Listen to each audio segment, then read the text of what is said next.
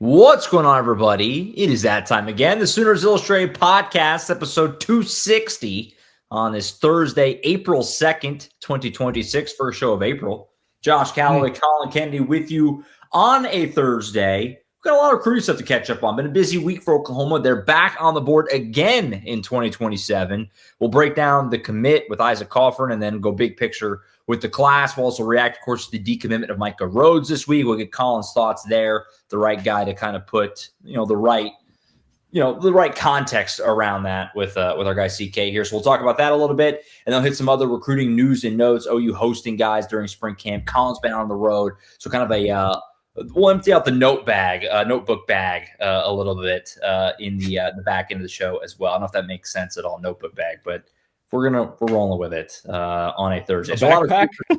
Sure, I don't know what I'm going for. We'll get to all of it on the show today. Before we get started, though, subscribe. Sooners Illustrated, Oklahoma.247sports.com. Sign up. Use the promo code SoonersPod60. That'll get you 60% off a VIP membership for a year at Sooners Illustrated, the entire 24/7 Sports Network. Take advantage. Spring ball in full swing. Lots of recruiting content. Spring sports. The Diamond Sports are off and running. They're obviously into conference play now, so dive in, be with us every day over at Sooners Illustrated. All right, Colin, let's get into it. Another week on the road for you. Hopefully, I think you're back on your home base for a little bit, right? Other than coming up to Norman for spring ball stuff, but I think you should have a chance to catch your breath a little. I think I say that. I hope. I mean, yeah. I assume that I'll be back up in Norman sometime next week for spring stuff. I was thinking about yesterday too. On that note, it's April 2nd. We are 16 days away from the spring game. Is that wild to think coming about? Up, but coming up, yeah, looking forward to it. Happy Easter weekend to all coming up, right. And I think because of the holiday, I'll get a couple of days to relax. So I'm looking forward to it. Yeah, it kind of worked out the way the spring ball schedule. They practiced yesterday. They practiced again today. I think they have the weekend off because of the holiday, if I'm not mistaken. And so there's kind of like a little bit of like a mini gap in media coverage, but it kind of allowed Collin a chance to, rest up a tiny bit as much as you can. And then we'll be right back at it, I'm sure, next week. Obviously, other sports going on this week. The Crown, men's hoops got the win last night. They're into the weekend. Diamond Sports are home this week. So a lot of other stuff going on.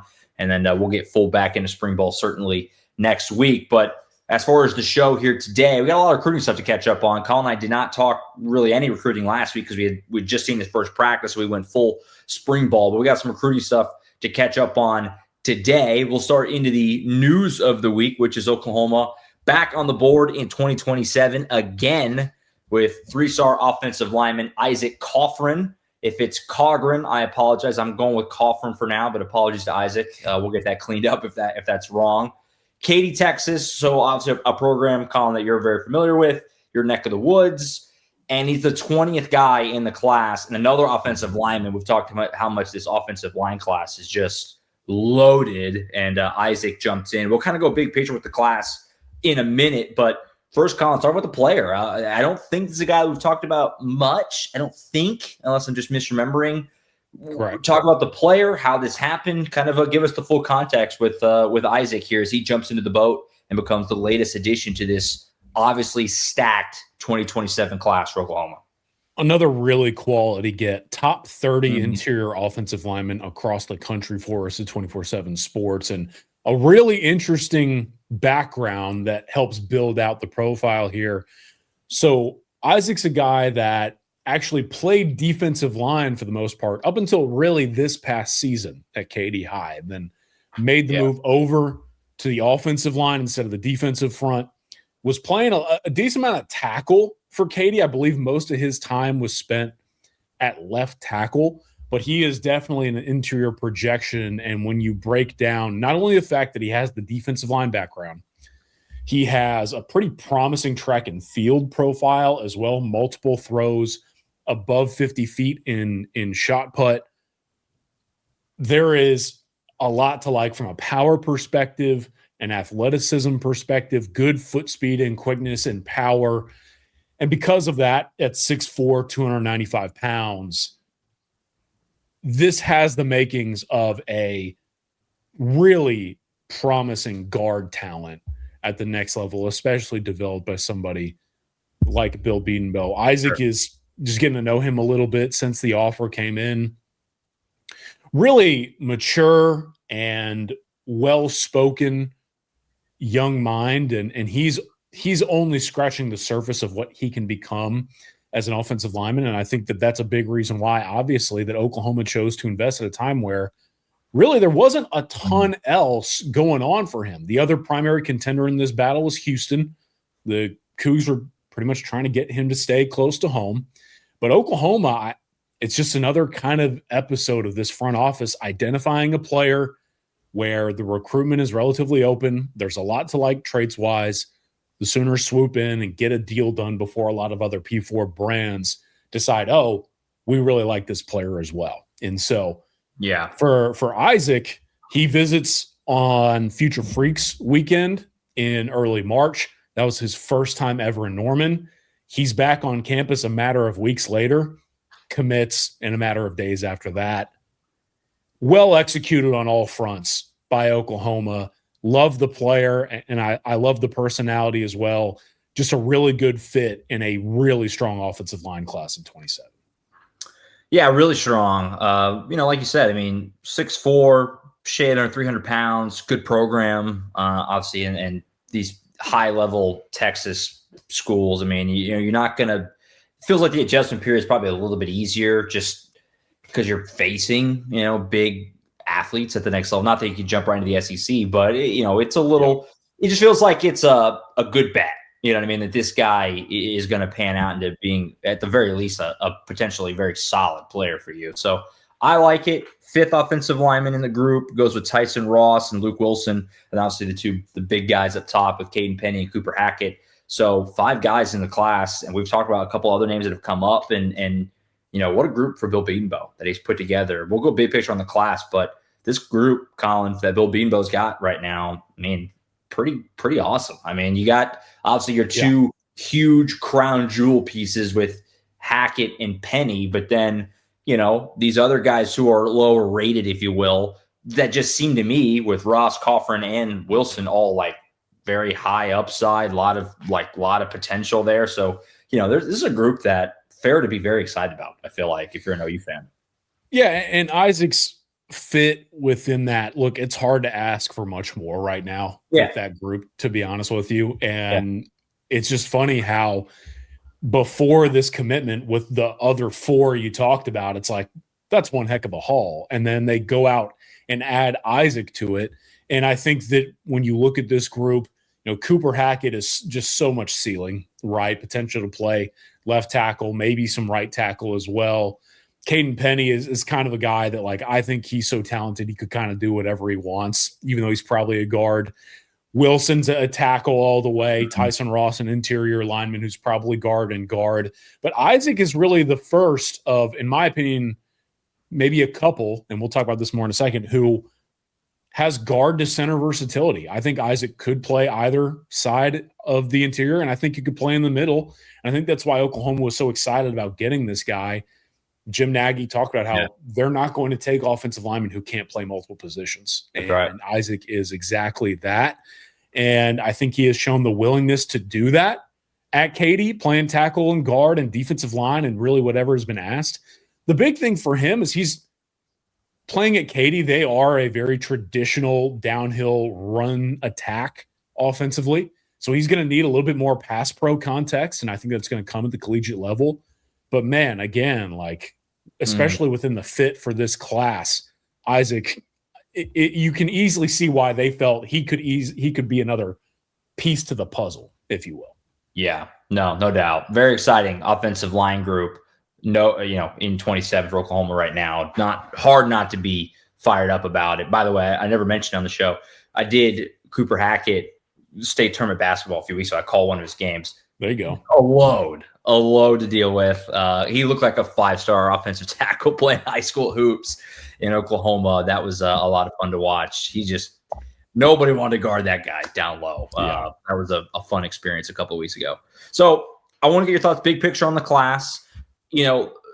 this is the 20th guy, Coughran is. How many more? And I know you don't know for sure. That's why I just want to get your opinion, though, as you're as educated on this as anyone. Because I think everyone's kind of wondering the same thing. Like, this class is getting big. This is 20 guys now. It's April 2nd. Signing day still 8 months away. What more is there to do? And if you I don't want to pigeonhole you too much back into a corner, but how many more is realistic to add? Could you see this thing getting up over 25? Not that many more? What are you thinking for? Because again, 20 is a lot for April. I mean, that's a lot of guys. They are still ranked number 1 in the class. Everyone wants to know if they can hold on to that. Still a long way to go, but this class just keeps on getting bigger and better, but still a long way to go. So just what's left and how many more guys is realistic? How much bigger can this thing still get? Yeah, I think without diving into too many names specifically, because that's what we have the podcast for, there's plenty of time to talk about a lot of these candidates to join the group. I could easily see 25. I think if Oklahoma wanted to, it could exceed that number. Now, that's going to have a lot to do with the roster construction and that context there, a lot of math that has yet to be done. But when you think about really some of the holes that have still yet to be filled, I think that they'd like to add maybe another defensive tackle, maybe another linebacker. I know that safety is still very much in conversations, right? Yeah. And I think that we're not ruling out another offensive line addition. I think some people know who I'm talking about, and we'll discuss that further at another date. But the list goes on, and this is the other thing that I would really emphasize at this time. Yes, they are at 20 players or prospects in the class. And, I mean, they'll add several others. Like I mentioned, another tight end maybe to go along with the Seneca driver. The list goes on, but because they have such a large sum in the cycle, other programs are going to start going after these guys, right? And we have seen that with a Keldred Ben. We have seen that with some of these other recruits that are committed in the class.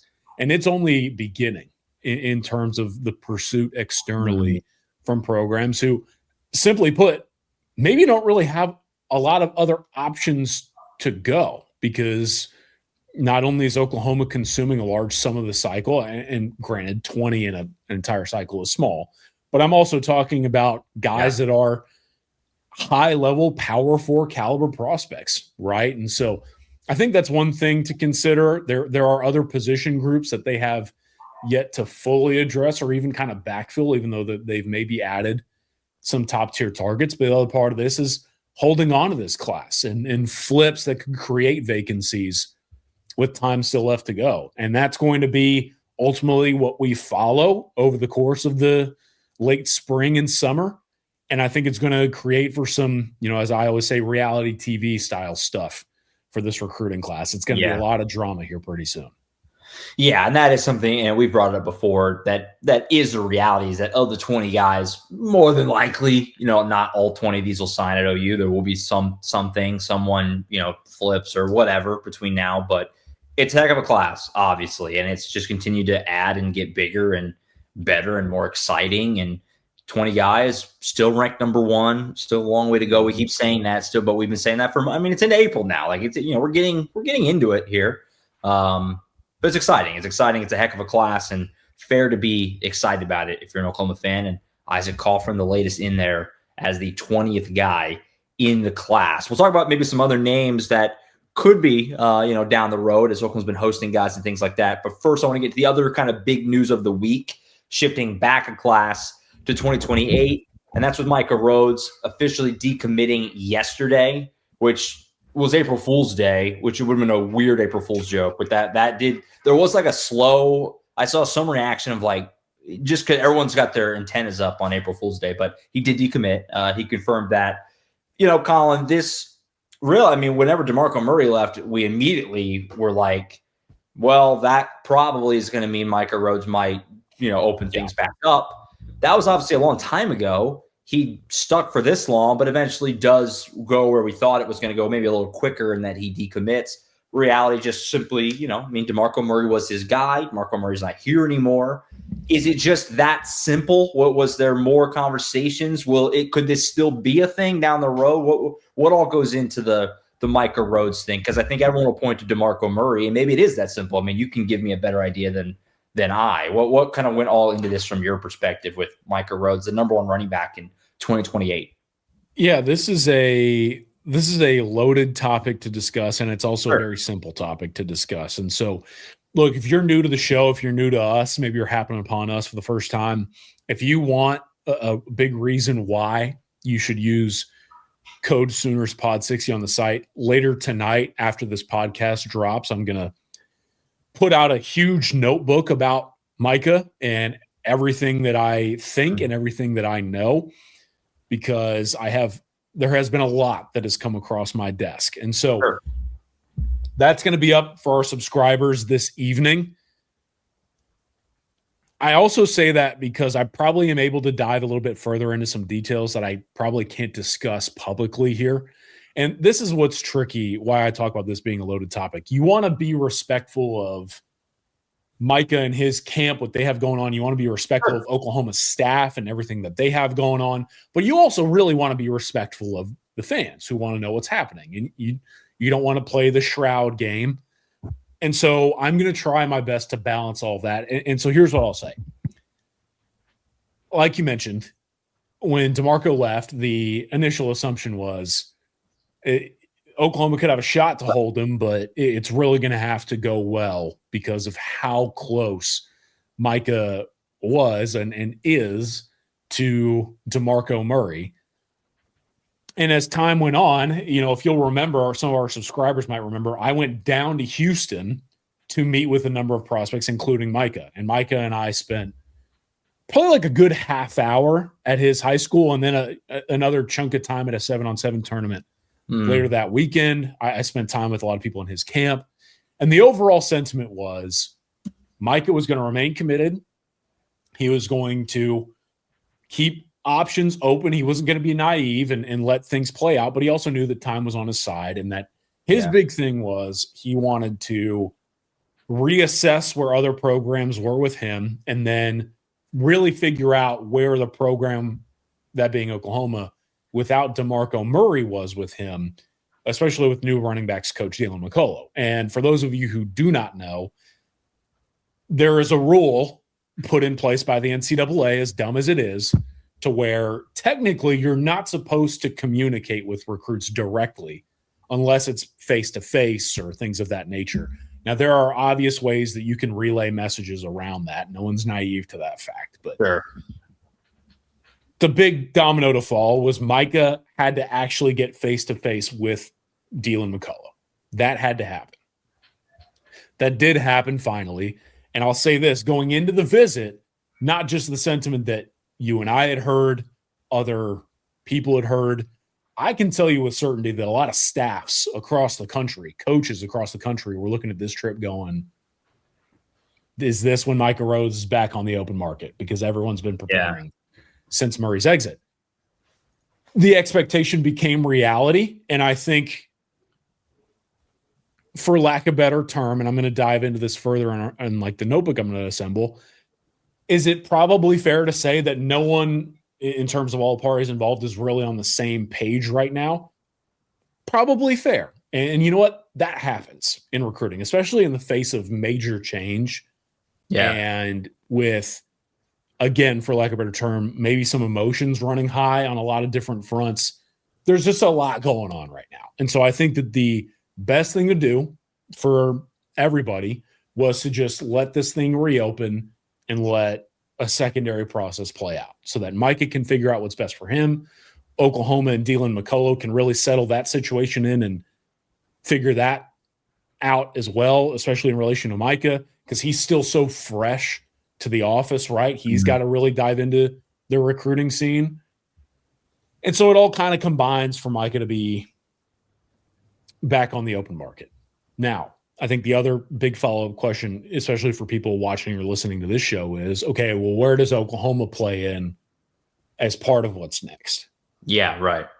I think the casual observer will say, oh, well, Jonathan Hatton Jr. came back around. I understand that sentiment, but at the same time, I think people forget too with Jonathan Hatton Jr. how big of a role DeMarco Murray played in that one as well. Right. And Murray left the program when Hatton had already signed and basically was on campus, right? And so this is still very new for McCullough, for Rhodes. It is very different in the Hatton situation, and it's a very unique situation in general, right? Because Micah is one of the very few 2028s who made an early decision. I think that Texas, Georgia, I could see Oklahoma as time goes on and everything gets figured out playing a role. But I know a lot of other programs as well who they still have to figure out where they stand with Micah. And granted, we noted this at the time. When Micah committed, it was not only because DeMarco Murray recruited him harder than literally anyone in the country. Mm-hmm. It was like Oklahoma was recruiting him this hard, Texas and A&M, right? Like the separation was so significant that Micah felt that comfortable to make that early pledge. So it's kind of an open book as far as like literally any major brand in college football could see this recruitment open and go, yeah, well, hell, like maybe we throw our hat in the ring now, So a lot of unknowns here. He committed and he's a very mature, well thought out young man, but he's also a 2028 kid who signed on for something and it was immediately taken away from him. And with all of that, it's been a lot to figure out, and especially with Oklahoma bringing in a new running backs coach as well. It's a lot, but I do think that as time goes on, it will be really nice for everybody to have the ability to have a fresh start and work on how they perceive this recruitment moving forward. Yeah, I mean, it makes total sense to me. I mean, for Micah, like you said, he's young. I mean, first off, he's got 2 years of high school football left. He's going into his junior year right now. So he's got a lot of time to still figure things out. And like you said, DeMarco took the Chiefs job. How long was it after Micah committed? It was like maybe a week or two. Yeah, it was quick. So it was like immediately what he had just signed up for lack of a better word. Maybe sign's not the right word, but you get what I'm saying? Like it immediately all changed. And even though Dylan McCullough's a really good coach, I mean, it's fair to be like, well, hold on. Let me kind of take a step back for a second. So I get it. I think it's totally fair. And we'll see where it goes from here. Maybe this is still something that could happen down the road. Maybe not. At the end of the day, for Oklahoma, you got a lot of time to figure it out. It's not like it's November before he signs. You got a long time to find another option. Obviously, he is number one. There's only one number one, as of right now. Again, still early. But he's a really good player. And so we'll see what happens down the road. But just something that makes complete sense to me. And I think most OU fans get it also. So, we'll keep an eye on it in time. And, maybe this is a thing that, again, becomes a thing again down the road. We'll see. We'll keep an eye on it. Still a long time before Micah has to lock anything in what would be the December of, 27. So we got a long time from there. All right, let's get into some other stuff. You've been on the road a lot. We're going to do some of that, kind of at least, emptying the notebook, like I said before, of your travels. You've been different places every weekend. Before we do that, I wanted to give you the opportunity to hit on some of the guys who have visited. Obviously, spring camp is underway. That means guys have been in town. We've been at practice. I've seen guys at practice. I mean, it's that time of year. You have guys come out, they attend practices, and they get to meet the staff and all that good stuff. Mm-hmm. What have been some of the visitors of note so far? And, I guess just the biggest things of consequence that have happened, whether it's making big headway with guys who have been in town or whatever direction you want to take it. But obviously Oklahoma have been pretty active here the first part of spring camp, getting guys out and visiting and attending practice and all that kind of good stuff. Yeah, so I'll start with 2027 wide receiver Kyron Brown. He is from Amarillo. We don't get to talk about Amarillo, Texas all that much, right? Mm-hmm. But this is a recruit who takes a lot of pride in being kind of a representative of where he is from. And this is an ascending talent. He is someone who's picking up new offers left and right. And Kyron Brown is very much a name to know for OU at wide receiver. Took his first ever visit to Norman a couple of days ago. That was also when I learned that apparently Amarillo is like a 4-hour drive from Norman, according to Kyron Brown. In my head, I thought that would be a ways away. And so it worked out really well. Kyron Brown shows up on campus, spends a good amount of time with some of the staff and gets to see the facilities and everything, kind of gets a tour of the place. You know how that goes. And then got to watch practice, and he mentioned both Emmett Jones and Brandon Hall as guys that he met with briefly. And Kyron is being recruited on both sides of the ball in various places. OU likes him as a receiver, and Kyron has not shied away from the fact that he kind of grew up a fan of Oklahoma. And so he really enjoyed the visit. He told me that the plan is to get an official visit booked as soon as humanly possible, hopefully sometime over the next few days. He'd like to take an OV the first weekend of June. And as long as the staff will let him have it, he is going to be visiting Norman in the near future. And I wouldn't rule out a return trip either in the spring. So I like where things trend with Oklahoma and Kyron Brown. And kind of to what I was talking about earlier, we talk about the potential maybe for some flips or things of that nature. Wide receiver is a position group in Oklahoma's 27 class that I am keeping my eye on. Damari DeJean is heard frequently from other programs, and there's a lot of time left there, obviously. And so maybe Kyron Brown becomes more of a viable option. And you only have the two guys. It's just DeJean and Hall anyway. So only two guys.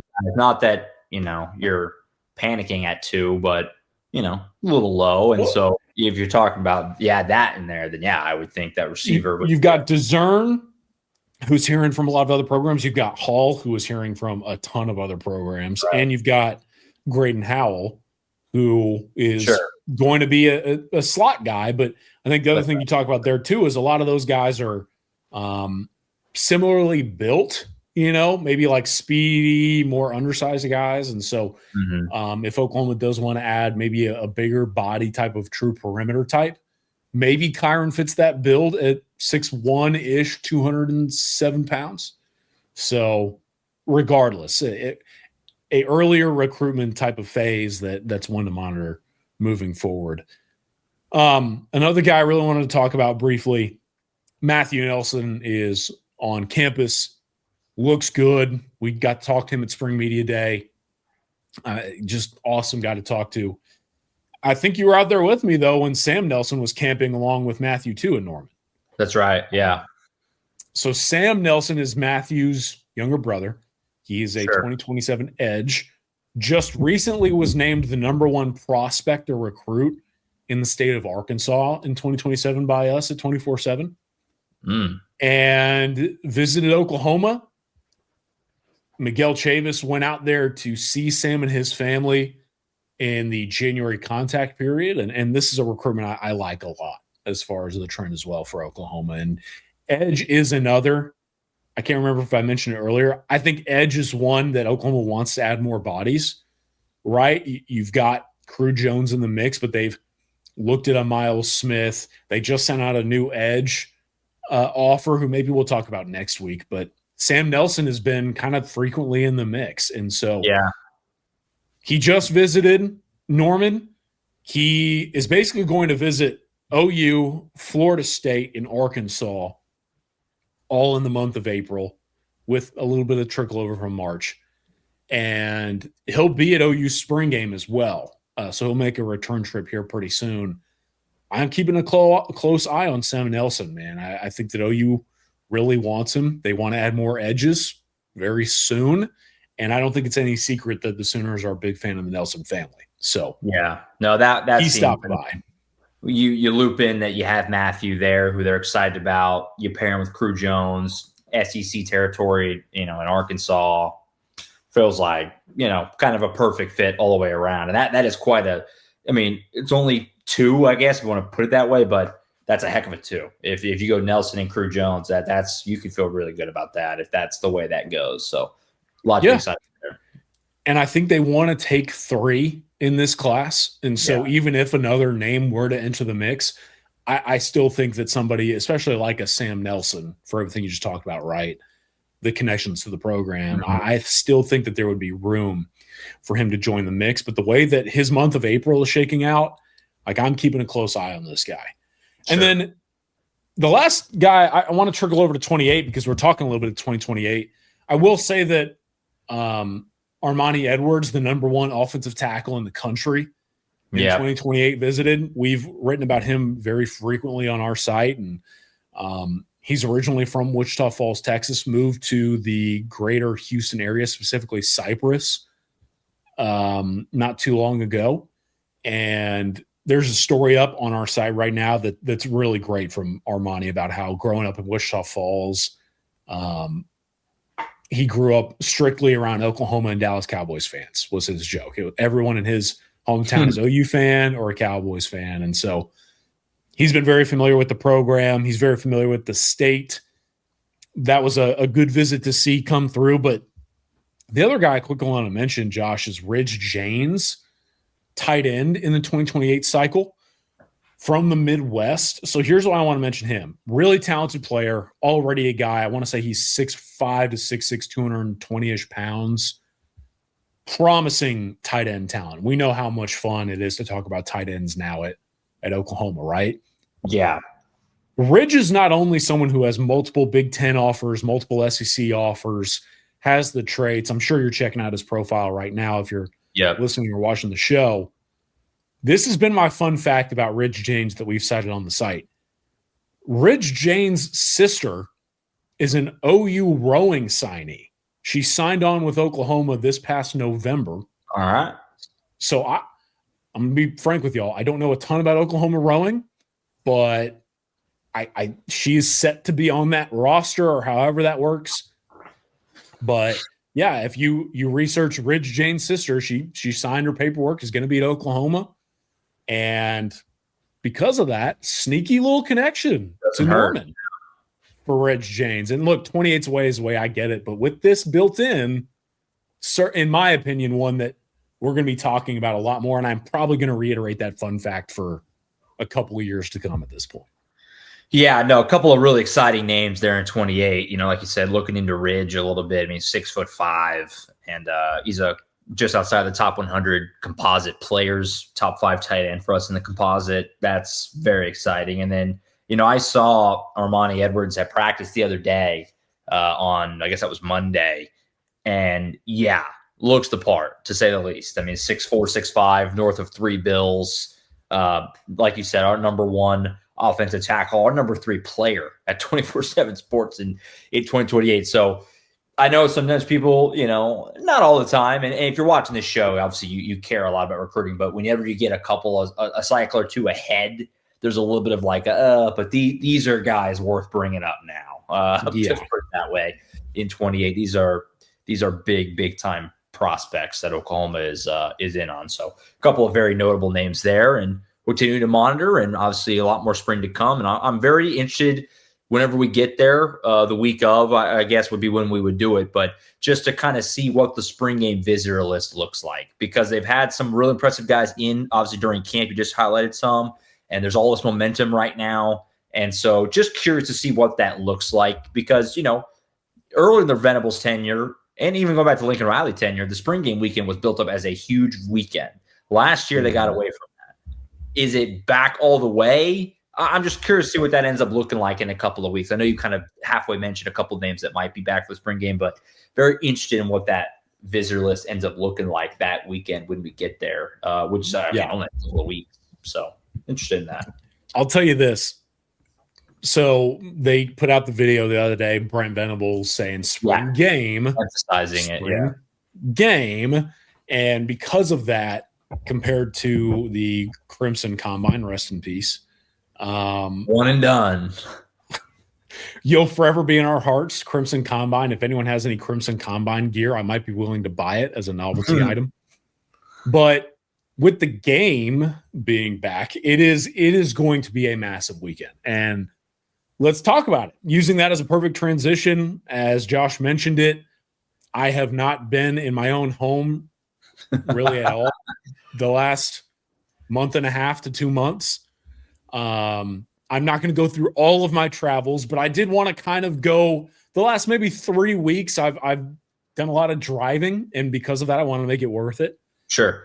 Part of this was me covering Oklahoma stuff, sure, but also a big part of this was me aiding our 24/7 Sports national team with coverage from some of the biggest events of the spring. And so while doing that, I was able to pull a couple Oklahoma news and nuggets. There are multiple recruiting notebooks up on the site, so you can go find more in-depth info on a lot of this stuff. But my goal with this is to kind of give maybe 1 to 2 big takeaways from each event that I attended. And I want to start, Josh, with my trip to Atlanta. Made the 12-hour drive to beautiful Carrollton, Georgia. I love going out there. Carrollton, Georgia is a place that I tell my wife all the time. Maybe one day if recruiting coverage is no longer in my cards, I might just become a construction worker and live in Carrollton. It was great. It's always great. And the one big thing for me, coming up here pretty soon for the spring game, and I know you talked about 2028, but it's always good to get a cycle ahead. I think some people will talk about, maybe debate this, but I think we might be in for our first true direct head-to-head between Brent Venables and Dabo Swinney. And here's why I say that. All right. So 2028 linebacker Jay Shell. This is someone from Raven Gap. He is a Brent Venables linebacker, man. Like, I'm going to write up the interview that we did. This guy already talks like a seasoned NFL veteran, but is also like the overly nice type. I mean, he's such a Brent guy, but at the same time, he's like 6'3", runs like a gazelle. Just a ton to like about this guy. I think he is going to be one of the true blue chip linebackers of the 2028 cycle. And if you need further proof as to why you should care about this guy, right now it is Clemson, Oklahoma, Georgia, and that trio is really surging already for Jay Shell. Jay was at an event out at Raven Gap, and Oklahoma flew Nate Dreiling in just to see him, and then flew Nate Dreiling back to Norman. Kirby Smart flew in for that event, the Kirby Smart. And Clemson invested heavily as well. But I'm excited because Jay Shell is from Clemson, South Carolina. Like, he grew up partially there. And when he was there, Josh, this is interesting. He met Brent when, it's my understanding, he was in elementary school, that being Jay Shell. So Brent has known about this guy since he was literally a kid. Yeah. And Jay grew up kind of knowing Venables and his family. Like, Jay knows the Venables family from Julie to the daughters. Like, Jay and Brent's family, they know each other. And then the Clemson staff that followed Brent to Oklahoma, a lot of those guys know Jay as well. In fact, like, Miguel Chavis has known Jay for years. Sure. And there's a funny story that I might be able to tell if I get clearance one day. But yeah, like, Chavis is very close with Jay. Venables is close with Jay. Oklahoma's Clemson flavor plays a massive role in Jay being out there from Clemson. However, Jay grew up, because of all this, a huge Clemson fan. He has been linked to Clemson frequently in the early portion of his recruitment, and the Tigers already showing interest.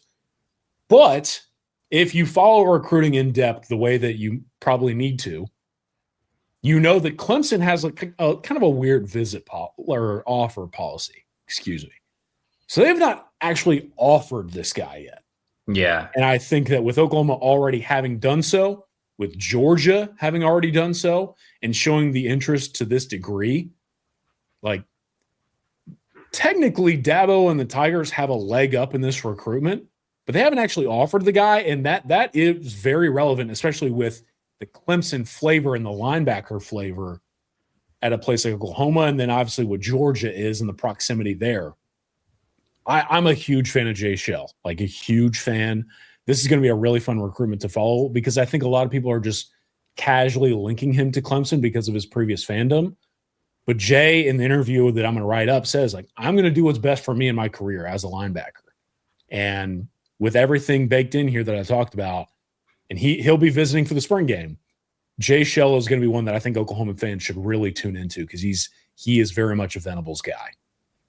Yeah, no, very exciting and fun. I mean, just, the position, everything. But like you said, the first kind of true, Brent Venables and Dabo and Oklahoma Clemson really hasn't really happened that I can, like you said, first real, there's been some, if you want to Jaron Kanik, I guess, or maybe like Marcus Strong portaling over there. There's been a little, people talk about like Sammy Brown, the linebacker, but Yeah. Sammy Brown was always going to Clemson. Like that wasn't a battle. You know what I mean? Yeah. So definitely interesting. Very interesting. And obviously I was kind of looking him up while you were talking, obviously. And, 6'3", 215 as a junior. I mean, that works. That works. I think he verified at the Under Armour combine above 220 pounds now already. Yeah, I can see that. Yeah. So, I want to say he ran in the 4.5s already too. Like he's awesome. Yeah, no, definitely a fun name to tuck away. Plus, it's a fun name to say. Let's just call it like it is as well. Jay Shell, that rocks. Yes. That rocks. Suddenly great linebacker name, Yes. All right. It's almost that time of year, Elite 11, one of the biggest events of the spring and summer. The Elite 11 finals, it kind of feels like one of the closest things we have in recruiting to some of those premier NFL draft events that happen, And so none other than Jamison Roberts, Oklahoma's quarterback commit, went out and competed in the Elite 11 regional in New Orleans. So I did that drive out there. It was about 8 hours. Was the first of 2 back-to-back trips to New Orleans. Enjoyed it. And I saw Jamison both trips, but I want to talk about in the Elite 11 and the opening, which was the following day. I want to talk about Jamison because there's a great couple of stories on the site about Jamison's path to a commitment. Yeah. I really encourage folks to check out those stories I put together. It's really just me writing down everything Jamison Roberts said and letting him tell the story. And man, that guy is something different. You talk to people on the recruiting trail, you talk to people in the Switzer Center. There is no telling what Jamison Roberts is going to do one day after his football career. I've heard real estate, but man, this guy could be the president one day. You hear him talking. What I wanted to talk about here was moving forward to Josh's question earlier, what's next? Jamison Roberts is going to get Oklahoma a lot more commitments in the near future. And I wanted to really hammer home in this portion of the show, OU fans should be celebrating this guy, not just because he's a talented quarterback. Mm-hmm. He was telling me the story about how after he committed, he immediately, they had a conversation with the staff as far as how important it is for him to become a recruiter. And he said immediately after that conversation, they had a cooking competition during Future Freaks weekend. And in his group was Seneca Driver and Tyson Ross. And he said, in our group, I immediately was like, hey, both of y'all need to commit, and sold them. And it's my understanding that Tyson Ross commits maybe a half hour later. Jamison Roberts sells Seneca Driver specifically on making that surprise commitment out of nowhere. He then sells Jalen Scott, the safety, and his buddy on making the commitment as well. And as Jamison Roberts is telling me all these stories, I'm really sitting there myself going, man, I didn't realize how big of a role you played in getting all these guys to commit. Sure. I don't see any sign of that slowing down. There's a story on our site about everyone else that Jamison is trying to recruit. And you can probably fill in the blanks out there as far as some of the names.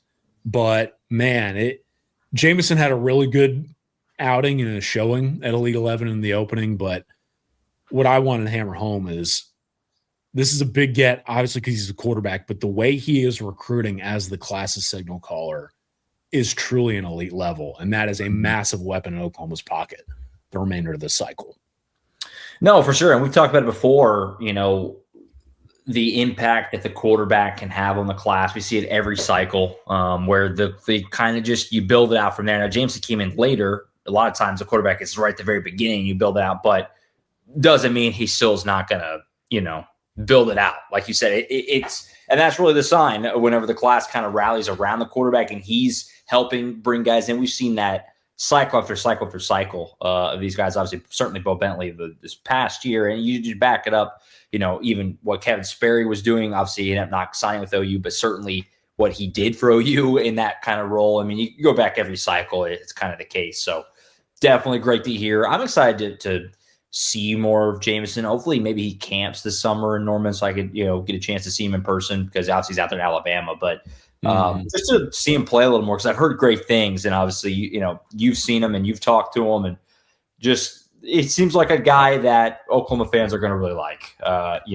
As they just get to know him more, learn more about him. Yeah, I think as I've been hanging out with Jameson and his dad the last couple of weekends, I am workshopping the idea of getting a Jameson Roberts podcast episode, like just letting him talk and letting people turn him loose. Not even like you and everyone else, like letting this guy talk, because he is fascinating to listen to, and it's hard not to pull for a guy like that afterwards. Sure.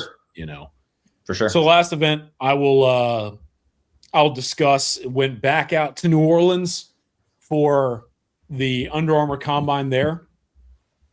Man, that thing was loaded to the surprise of absolutely no one.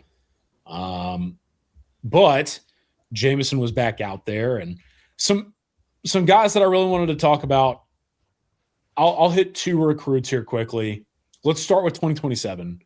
So I talked about safety earlier a little bit. They have Jalen Scott, but I think in Oklahoma's 3 safety structure defensively, especially what they ask those guys to do, they like to take 3 in this cycle. And the name that is well known is Bodie Sparrow.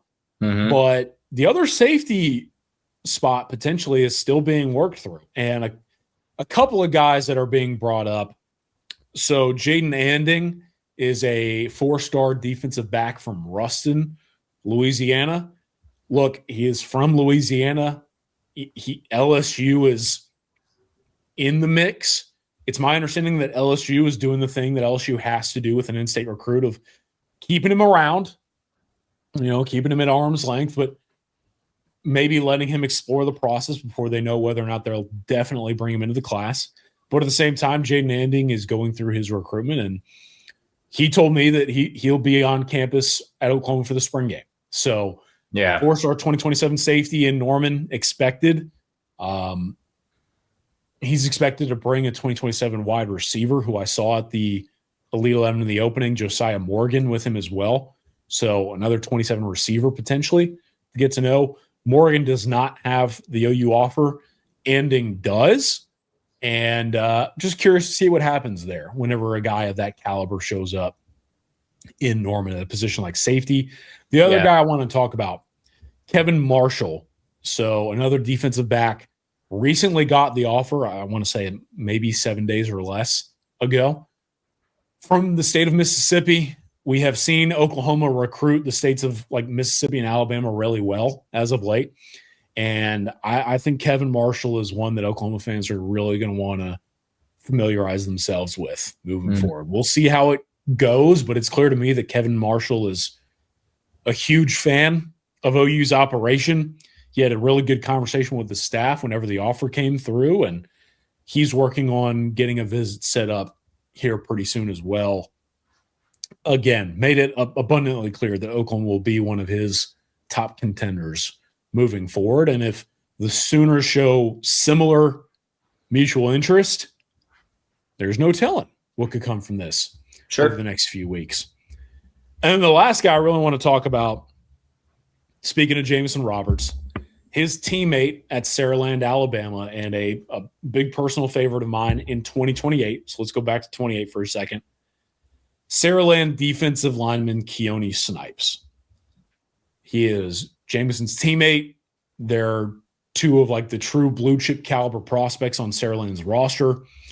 And somehow, if you need to be convinced why you should care about 2028, Keone Snipes shows up as a 28 prospect and is the like biggest defensive lineman at a camp like UA New Orleans. And think about that for a second. The type of defensive line talent that camp would pull in. This 2028 recruit is already 6'6" and 260 pounds. I mean, what are we doing? Yeah, like that'll play. What is in the water? And can I please have some? Keone is awesome. And Jameson is recruiting Keone. We're talking about the spring game. Keone Snipes is expected to be in Norman for the spring game as well. He mentioned that if a scheduling conflict comes up, that maybe he pivots to the 11th, but he will be in Norman over the next couple of weeks. And even if something happens, it was made clear to me that like Jameson Roberts, it's what I was talking about earlier, might just step up and try to figure out a way to bring Keone with him. So a testament to the Sooners signal caller commit. And Keone has the likes of Oklahoma, Texas A&M, Florida, Texas, big SEC brands already in the mix and more entering as time goes on. I can tell that Keone Snipes already really likes Oklahoma. Having Jameson Roberts is one thing, but I'll share this with the VIP crew and the podcast crew. Keone is also friends with Jake Krell, believe it or not. Like they know each other. Interesting. So doesn't hurt. Pile this on with the fact that somebody like a Todd Bates is from the state of Alabama. There's just a lot to like here with a really promising defensive line talent. I think Keone Snipes is going to be one of the top recruits in the country for 28. And it's already clear that Oklahoma's laying the groundwork to be very successful in that recruitment. Another name to know, in my opinion, for OU fans, the guy that's worth investing in as this race unfolds. It's exciting stuff. I mean, we talked about it last week, you and I, after we had the first practice where we talked about the team just kind of looking bigger and more SEC ready. That seems to be a theme. It seemed like every guy we talked about was, the size. I mean, these are SEC bodies. These are SEC players. A lot of positive momentum right now coming off last season, what you're doing in 27, and you're, still doing some of these 28 guys that, we touched on that are really high end. Exciting stuff. Vibes are good right now with what the staff is doing, what the on-field product and the front office. It's just kind of a lot of it seems like it's a well-oiled operation right now for Oklahoma. A lot to be excited about and a big next couple of weeks. And it sure sounds like, the spring game weekend is going to be quite a weekend in terms of the level of prospect and players that are going to be out in Norman for that, weekend, which has always been a big deal. Last year was weird, but it seems like back on track is kind of, a big celebration of the program type of thing. And it's paid off in the past and probably will again, here in a couple of weeks. But obviously more time to set the table for that when we get there. But exciting stuff, no doubt about it, coming up here very, very soon for Oklahoma. I think that's it. We'll be back next week, of course. Tom and I will be back on, should be Monday. I don't know, spring practice makes stuff move around sometimes, but likely Monday, where we'll kind of hit on some other, spring ball stuff and certainly recap Diamond Sports and Hoops in the Crown and all that good stuff. And then Collin and I will circle back later next week, probably more spring ball stuff, maybe some more recruiting stuff as well. But kind of that time of year, getting closer to the spring game. We're looking forward to it. Recruiting picking up. It's a good time of year. Feels good. Getting into April. We're getting, we're moving right through. It's exciting times. I think that's it for now, though. Collin, appreciate you as always, good sir. Try to rest up this weekend if you can. And we'll be ready to dive back into some spring stuff next week. That's it for now. Do you have anything with that? Oh, I was going to say, number one, happy Easter, but number two, everyone be safe out there with the storms. So that's it's tornadic potentially around here. OU baseball and softball both moved their Friday games up, which great for me. I love a Friday day game. Who doesn't like that? So definitely be weather aware the next couple of days for sure. That's it for now. Be back next week for Collin Kenny. I'm Josh Callaway signing off for now. We'll see you next time right back here as always on Sooners Illustrated.